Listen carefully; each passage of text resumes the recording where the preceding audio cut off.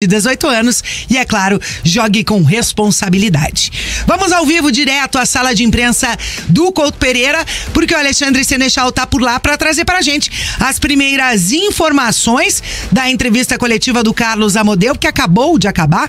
A gente ouviu agora há pouquinho o final, aqui no início do nosso Bate Pronto Curitiba.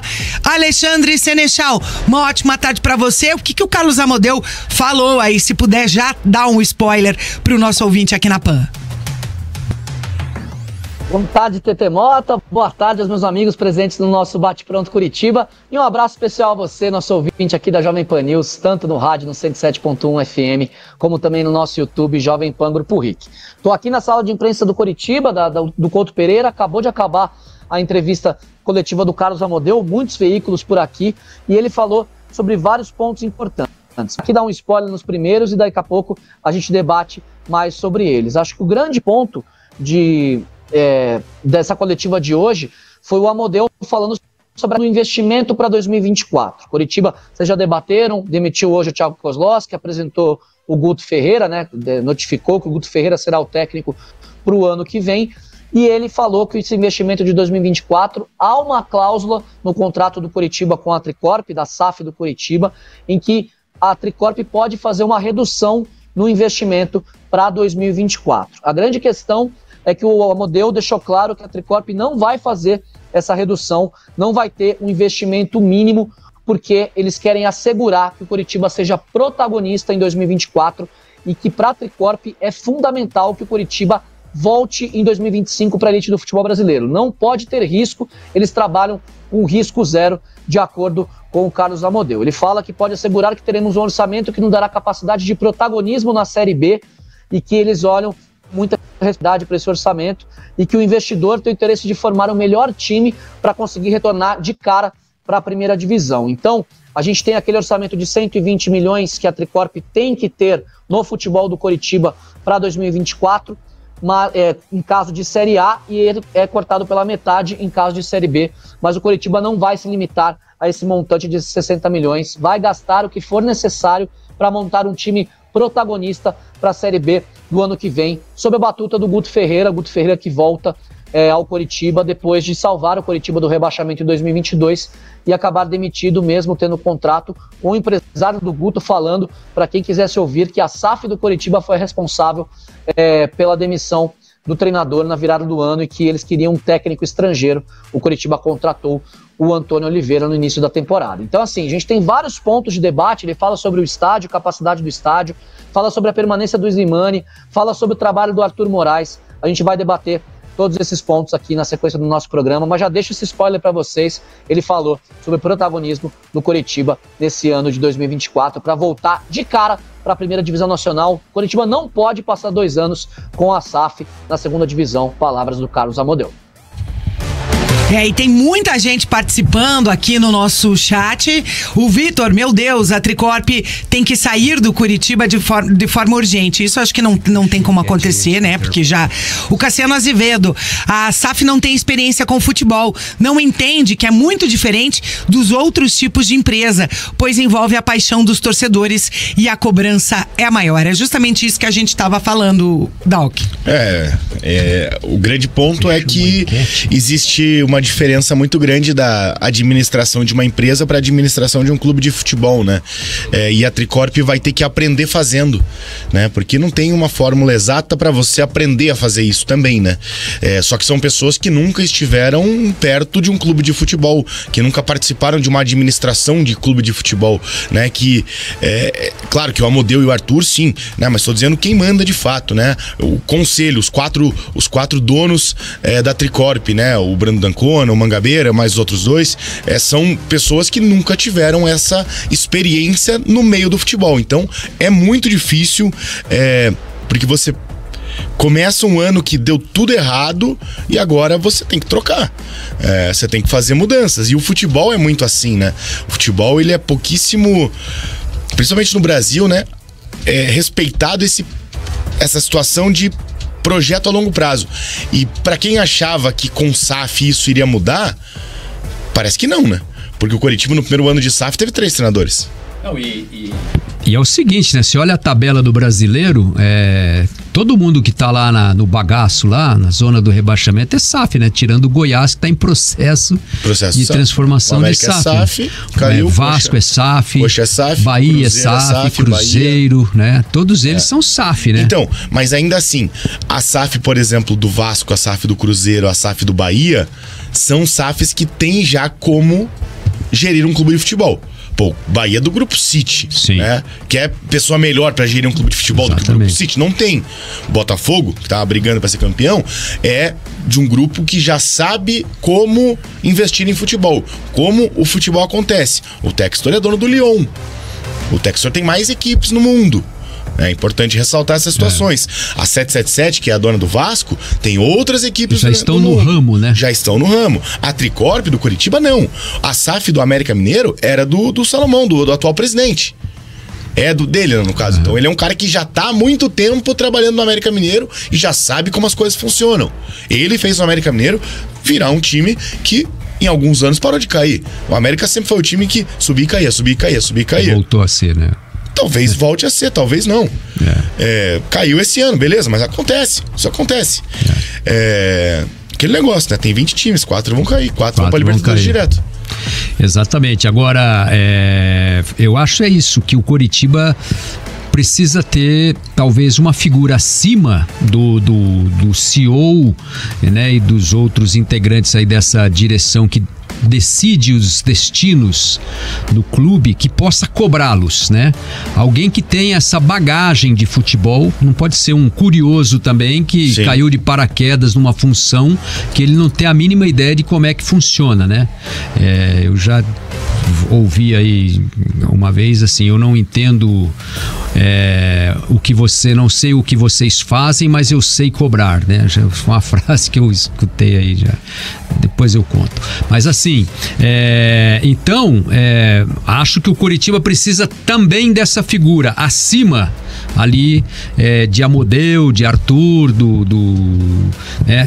enfim, dessa turma que comanda o futebol. Alguém que possa cobrá-los em alto nível, né?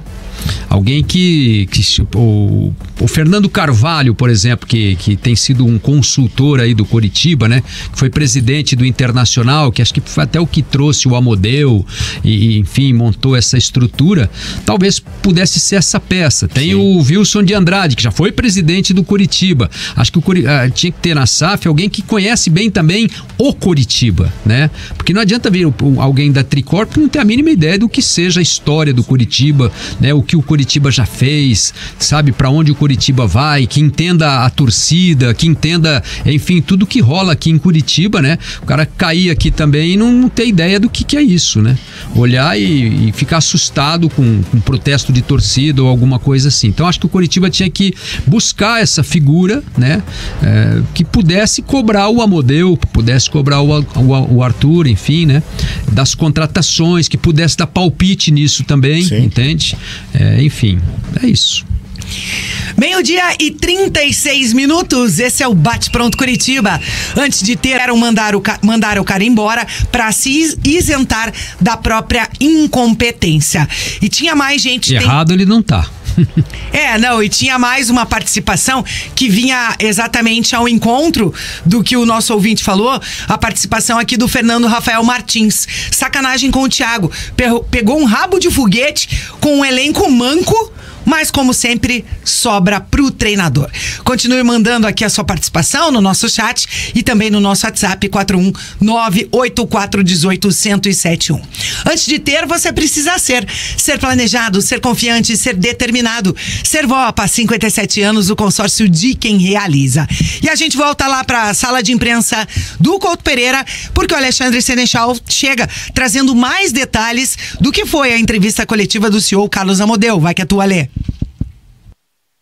Vamos lá, TT, já falei aqui sobre a questão do investimento, né, para o ano que vem, que não será menor, apesar de contratualmente o Coritiba, a Tricorp, né, ter essa questão no contrato, tem essa cláusula que eles podem diminuir, não terão. Mas vamos tratar de outros pontos também, os pontos principais aqui da entrevista do Amodeu. Ele começou com um longo discurso, um longo pronunciamento, falando sobre a questão de estar com muita dor e muita frustração pelo resultado esportivo deste ano de 2023, mas que tinha clareza que esse trabalho que está sendo feito de reconstrução, de construção dos alicerces no Coritiba, e aí questões também de estrutura do clube, questões do departamento de futebol, que tem muitos nomes, e também questão tecnológica neste ano de 2023, e que com tudo isso, com todas essas construções destes alicerces, o Coritiba terá um futuro muito promissor e terá esse time forte em 2024 para conseguir retornar para a Série A em 2025, né? Voltar à elite do Campeonato Brasileiro em 2025. Ele explica que essa decisão de contratação do Guto Ferreira foi então de ter um profissional que já conhece a competição, que teve sucesso na competição, conseguiu acesso por outras equipes, e que isso vem também agora, nesse finalzinho de novembro, para que eles tenham 13 meses e não 12 meses na temporada do ano que vem, de 2024. Então o Guto Ferreira e o Amodeu nos confirmou aqui para um grupo pequeno da imprensa depois da coletiva. Chega nessa semana, deve dirigir o time nas últimas 2 partidas do campeonato, contra o Bragantino e contra o Couto Pereira, na rodada derradeira do Campeonato Brasileiro da Série A, e vai testar alguns jogadores que ele já pretende utilizar na temporada que vem. Então esse trabalho no Coritiba com o Guto já começa agora. O Guilherme Bosley, técnico do Sub-20, vai treinar o time agora quarta-feira, não há tempo hábil, né? O coach se reapresenta amanhã e quarta-feira já joga aqui nesse mesmo Couto Pereira contra o Botafogo, e a partir daí o Guto Ferreira já começa o trabalho visando a Série B de 2024. Ele anuncia também o James Freitas como auxiliar permanente. Na nota do Coritiba eles também falavam sobre isso, mas explica a função do James como um cara que tem experiência nessa função e que vai também ajudar a comissão técnica do Coritiba a partir de janeiro. Aí ele traz alguns pontos importantes. Por exemplo, eu perguntei para ele sobre a questão da responsabilidade dele. O Thiago Kozlowski falava muito disso, né, que a SAF chegou mais pro final do ano, que a SAF teve uma participação depois. Perguntei da responsabilidade dele. Ele disse que a responsabilidade dele é importante, essa palavra que ele utilizou, e que todos os personagens que passaram pelo Coritiba neste ano, sejam do corpo diretivo, sejam do departamento de futebol, comissões técnicas ou jogadores, todos têm uma parcela de culpa, que ele responde a partir de maio e junho, né, essa virada de mês, quando ele chegou ao Coritiba, mas que essa montagem do elenco feita no meio do ano já foi numa situação muito complicada pela janela de transferências, muitos jogadores vindo da Europa em uma inatividade muito grande, que eles assumem que houve erros, que eles esperavam mais desses jogadores, ele não quis nomear, mas aí é claro, está falando de André Samares, o grego, e do espanhol Gessé Rodrigues, e que por conta dessas avaliações que na época eram certas, mas depois acabaram não se provando, né? O Coritiba acabou não conseguindo se salvar para o rebaixamento da segunda divisão. Tem vários outros pontos. Vocês querem abrir debate ou vocês querem que eu já traga mais aqui, Tetê? Muitos assuntos, Dal, que olha, a gente precisa pelo menos uns 2 bate-pronto para esmiuçar todos os assuntos que o Amodeu trouxe à tona nessa coletiva. O Amodeu é um cara que é do futebol, entende, né? Mas ele foi bastante esguio nessa... Bagre ensaboado, né? Total, né? Ele simplesmente não... É que não tem muito o que falar também, né, Dalk, nesse momento. Na verdade, cara, precisa se tomar decisões, atitudes, como foi essa, por exemplo, do Guto. Eu não sei se, assim, até com o próprio Thiago, eu acho que o Coritiba devia anunciar essa volta do Guto, mesmo que já tivesse acertado hoje, depois do jogo contra o Corinthians. Concordo. Acho que o Thiago merecia esse respeito por tudo que ele ofereceu, apesar do resultado não ter sido aquele que se esperava. E outra, se o Guto não vai comandar nenhum jogo nesses 3 últimos, pra que já anunciar? Exatamente. Justamente por isso, entendeu? Eu acho que o Thiago, gente. O Reginaldo... O Guto vai sim. Ele vai comandar? Sim, comandar o Coritiba. Isso. O Guto não comanda contra o Botafogo, mas ele inicia o trabalho já da partida contra o Bragantino e depois pega o Corinthians. Uma informação que o Amodeu confirmou pra gente aqui depois da coletiva. Então, mas já vai observar os jogadores que ele vai utilizar e vai separar jogadores que ele não vai contar em 2024, esses não serão utilizados nos últimos 2 jogos. Perfeito. Aí é melhor. É assim como aconteceu, claro, teve um pouquinho mais de tempo, mas aconteceu isso com o Morínigo, né? Em 2021, em que ele chega no começo de 2021, né, pós o rebaixamento. Não tinha sido rebaixado ainda, né? Mas mesmo assim, ele teve ali 2 meses comandando o time para a montagem de elenco de 2021 mesmo, que lembrando, o campeonato de 2021 acabou em fevereiro. O de 20, né? De acabou 20, em perdão. 21. O campeonato de 20 acabou em fevereiro por causa da pandemia. Né? Então, teve essa transição do Mourinho. Então, é importante que o Guto já esteja aqui, já esteja analisando, claro.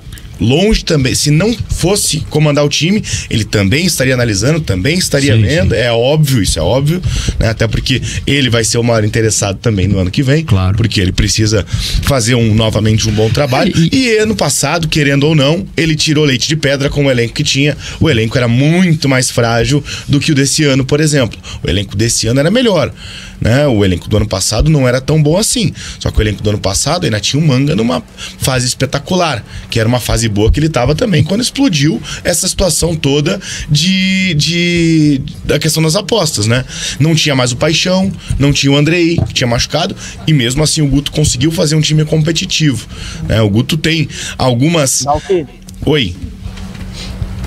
Sobre essa questão do Guto, uma das perguntas que eu fiz pro Amodeu foi sobre essa saída do Guto no ano passado. E aí a gente tem informação de algumas pessoas, inclusive ligadas à diretoria do Coritiba no ano passado, né, na virada desse ano, quando ainda era associação, de que o Guto tinha alguns problemas de bastidores, alguns problemas com funcionários do clube, inclusive com alguns membros da diretoria do clube, que ficou uma situação complicada com o Guto Ferreira, inclusive com o empresário dele pedindo aumento para o Coritiba, sendo que ele tinha contrato vigente até o final deste ano. O Guto Ferreira tinha ainda contrato. O Coritiba toma e o empresário do Guto Ferreira dá uma entrevista, inclusive o próprio Guto fala para o Nicola, jornalista ex-ESPN, fez um vídeo sobre isso, que ele não fica no Coritiba por conta da SAF do Coritiba, que a SAF é um técnico estrangeiro e por isso ele não tinha continuado no Coritiba, e aí logo depois o Coritiba anuncia o Antônio Oliveira, e a gente não tinha nem nome de Tricorp na época. Então tem todo esse contexto. Eu perguntei para o Amodeu sobre isso, o Amodeu respondeu que ele só pode falar sobre o Guto versão 2024 porque ele não estava, e é verdade, o Amodeu não era funcionário do Coritiba de ano quando o Guto Ferreira foi demitido, então ele não poderia falar sobre o assunto, mas tem todo esse contexto que envolve a chegada do Guto Ferreira de volta, né, esse retorno do Guto Ferreira ao Coritiba. Inclusive a gente ouviu aqui dentro desse estúdio que o Antônio Oliveira, o empresário do Antônio Oliveira, era amigo do Bruno D'Ancona. A gente ouviu aqui dentro desse estúdio, tá? É verdade. E o Bruno D'Ancona não era, a gente nem sabia o nome dele ainda. Não sabia nem a empresa que ia comandar o Coritiba, tá? Então, pode falar que não, é fácil, mas eu tô batendo nessa tecla o ano inteiro, que existe interferência da SAF já desde o final de 2022. Sim. Terminou o campeonato, já existiu essa interferência da SAF, porque o processo já era para que essa SAF fosse feita. Aí, inclusive, a votação foi feita já no final do ano passado. Um ponto que eu queria falar no ar, eu até brinquei com o Amodeu, eu falei, Amodeu, você fica bravo comigo, né? Depois da coletiva, ele falou, não, de jeito nenhum, não fico bravo e tal. Porque ele comentou na coletiva uma pergunta do Robson De Lázaro, ele comentou na coletiva, alguns colegas teus, que a gente já tinha ingerência no Coritiba desde o começo do ano, tudo mais, isso não é verdade. Eu falei pra ele, você fica bravo comigo, mas não é ingerência tua, Carlos Amodeu ou Arthur, que chegaram a partir de abril, maio, março, enfim, o Arthur já estava antes do Amodeu. Mas quando a gente fala que a SAF participou de todo esse planejamento do ano, é a Tricorp, a SAF do Coritiba, o investidor. Não necessariamente Amodeu e Arthur, que de fato nessas contratações do começo do ano, na virada do ano, demissão do Guto, eles não estavam no Coritiba. Mas a SAF participou e houve um consenso da diretoria do Coritiba com a SAF em todas as decisões tomadas na virada de 22 para 23 e a partir de então. É essa que é a informação, para deixar claro, já que também o Amodeu falou. Basicamente não existia Amodeu e Arthur, isso é fato, isso é fato. Em dezembro do ano passado não tinha. O Amodeu chega depois que o Arthur ainda, o Arthur vem antes, né? Então, inclusive o Wilson aqui falou que o Arthur seria o CEO. Né? E daí ele acaba virando um diretor executivo. Vice-CEO. Exatamente. E depois vem o Amodeu para ser o CEO do clube. Então, assim, não tem nada... A SAF estar no Coritiba desde o final do ano passado não tem nada a ver com Arthur e Amodeu, mas estava. Mas teve situação deles em março, Ale, eu participei de um café da manhã, a gente foi convidado, chefes das equipes e tal, lá no Couto Pereira, pelo presidente, o Glenn Stenger, né, uma reunião, eles apresentaram inclusive todas as ideias, o projeto da SAF e tal, tinha gente da SAF falando sobre o projeto, né? Tinha as pessoas do Coritiba que negociaram inclusive a recuperação judicial, estavam lá também para dar explicação de como é que ia acontecer o processo, e o Glenn confirmou para todos nós que estávamos presentes lá.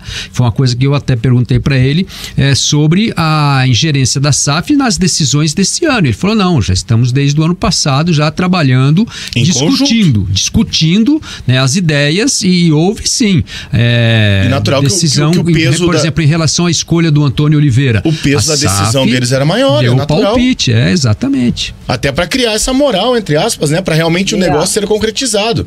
Só uma situação ali, antes de você completar, só queria falar essa questão que você citou.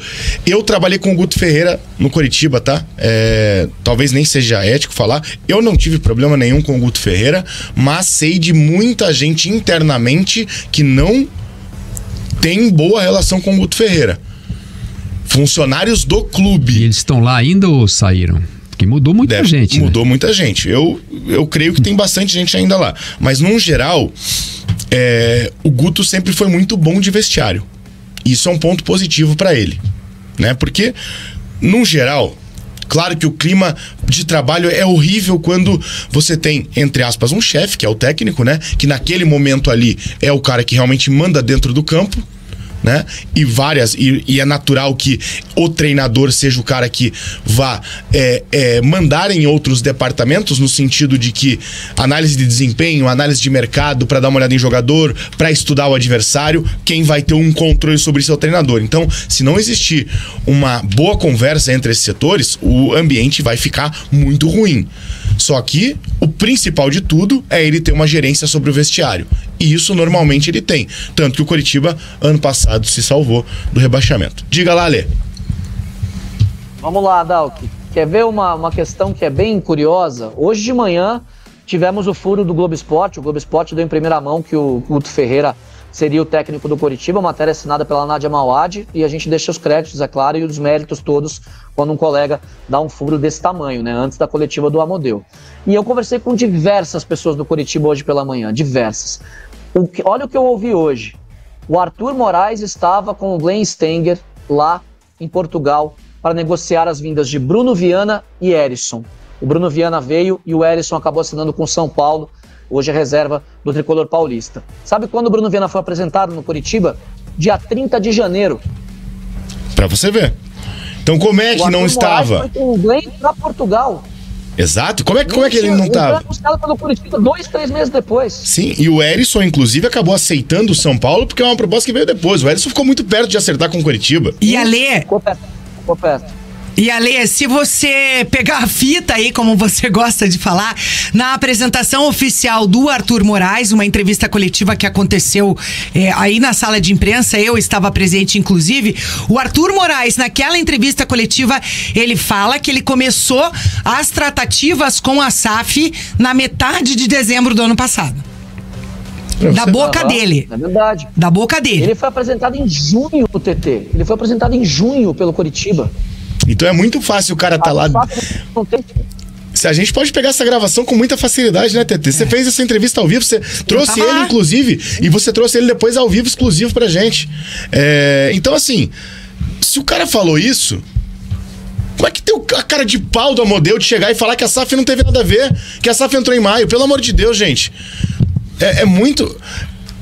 Tem quem defenda isso ainda. Ah, mas a SAF não tem problema. Quem tem culpa nisso aí é a diretoria anterior. Não é. A diretoria anterior pode ter tido palpite que não tem hoje. Pode ter tido opiniões que hoje não podem ser dadas, né? Pode ter colocado o dedo em contratações que hoje não vai fazer mais. Só que a SAF já estava. Sim. E é básico. O Antônio Oliveira era um cara indicado pela SAF, né? Mas foi isso que eu falei aqui, a gente ouviu desse estúdio, não faz muito tempo, que o empresário do Antônio Oliveira era muito amigo do Bruno D'Ancona, dono da Tricorp. Exato.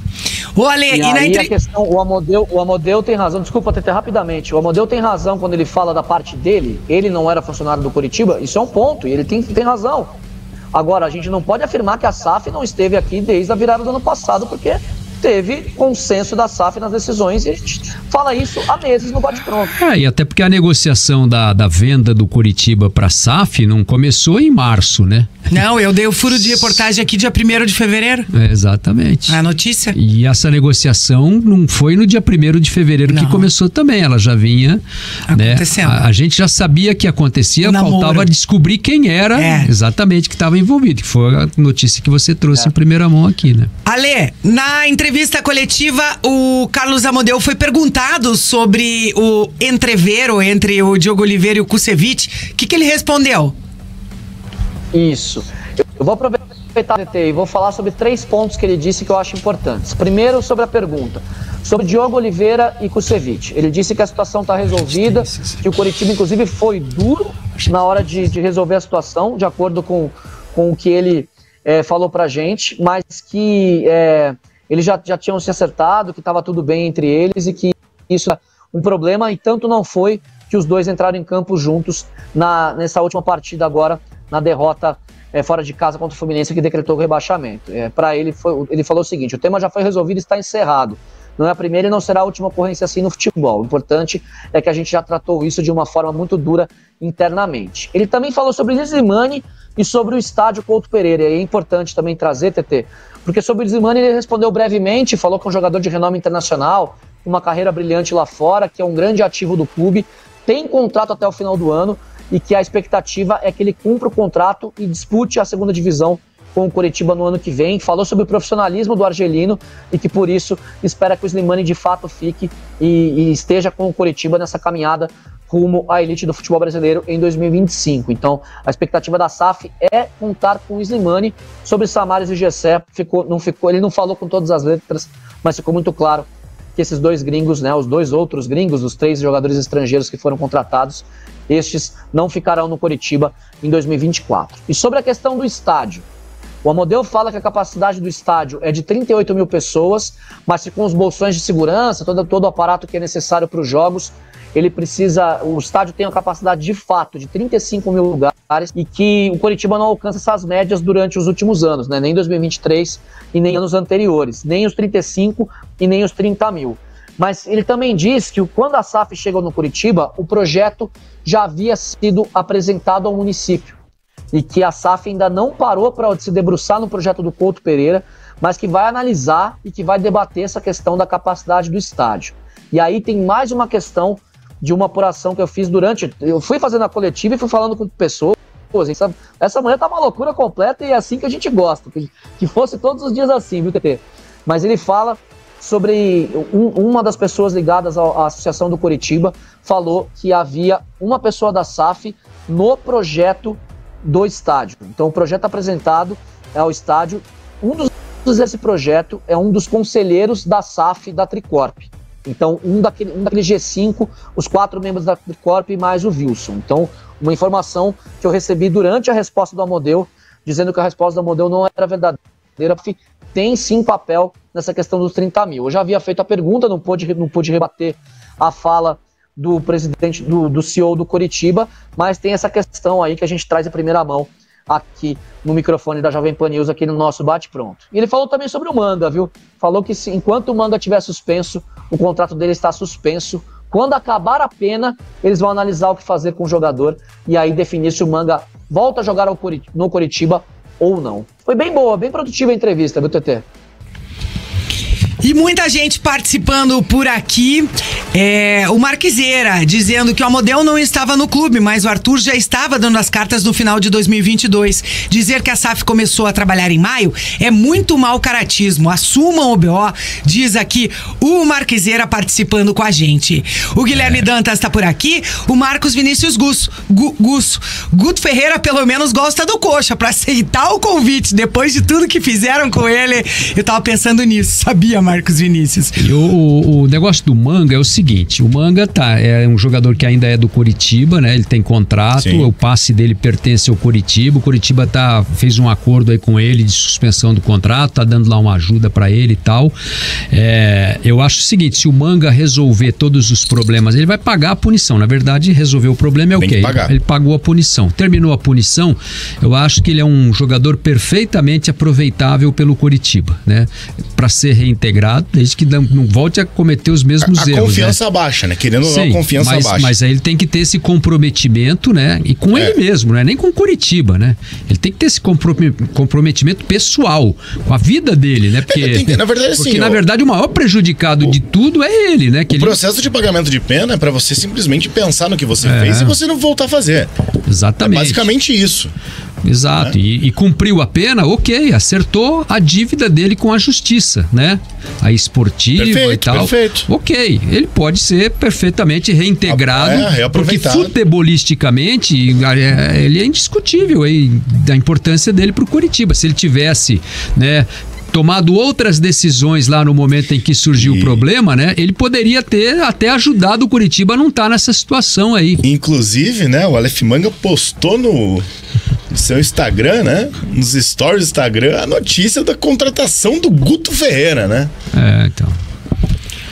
O Edinaldo. Que loucura, cara, que loucura. Não, é assim. Ele virou setorista agora. Professor! Eu não professor, conte comigo na Série D, não é isso? Ai, cara, opinião do nosso ouvinte Bruno, dizendo que é boa a chegada do Guto Ferreira, que pelo menos ele já vai conhecendo o elenco e já despacha a maioria. O Gabriel Kozonski dizendo que foi dito que os erros seriam esclarecidos nessa coletiva, mas foi a mesma história de sempre. Rafael Kula também com a gente, dizendo que o time do Guto ganhava em casa e o Couto fazia e fez a diferença naquele ano de 2022. O Gladson também tá por aqui, Rogério Coelho participando, o Glad Sebage, muita gente participando, deixando a sua mensagem. Eu peço mais uma vez que todos deixem o seu like. Daqui a pouquinho, depois do intervalo, o Alexandre tá de volta para comentar um pouco mais da entrevista coletiva. Diga. Enquanto o Vincenzo participa, eu tô indo pra aí. Vou comentar do seu lado. Já eu chego.